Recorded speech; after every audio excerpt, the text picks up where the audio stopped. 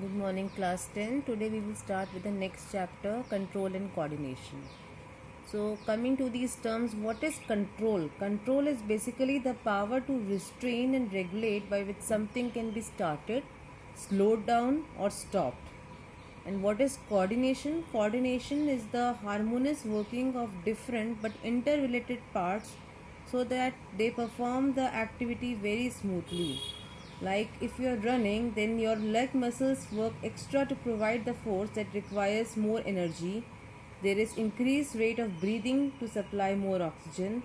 More blood is sent to provide glucose to the muscles.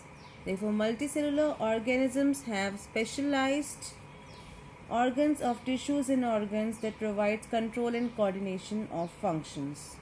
Now we'll discuss nervous system in humans in this chapter in the portion of control.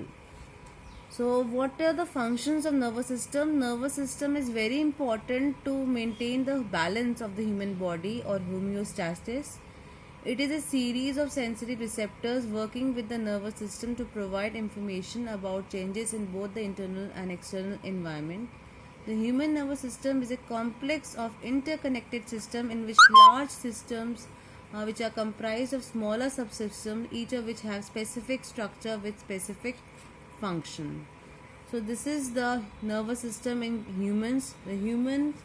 The nervous system consists of the central nervous system, peripheral nervous system, and autonomic nervous system. There are three main components of nervous system. Central nervous system consists of cranial nerves, which are part of the brain, which are part of the head and brain and the spinal cord.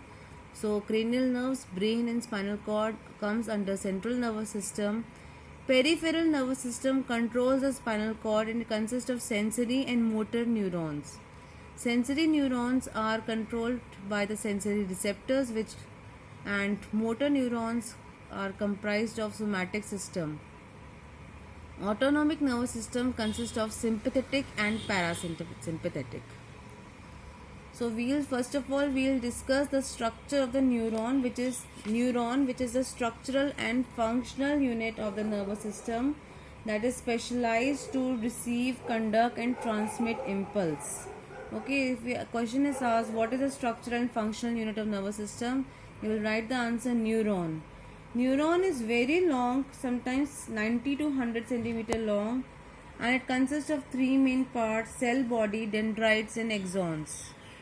So neurons are the basic element of the nervous system, and you can see the dendrites, which are like finger-like projections. There is a central cell body and there is an axon. So we'll discuss the structure and function of neuron. So what is cell body? The cell body is the main processing center of the cell.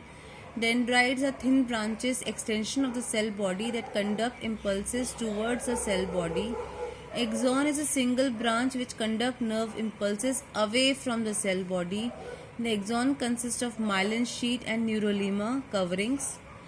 So how the impulse takes place? Terminal end fibers at the end of the neuron are located at the end of the axon. Then they transmit impulses leaving the neuron across a synapse to the next neuron.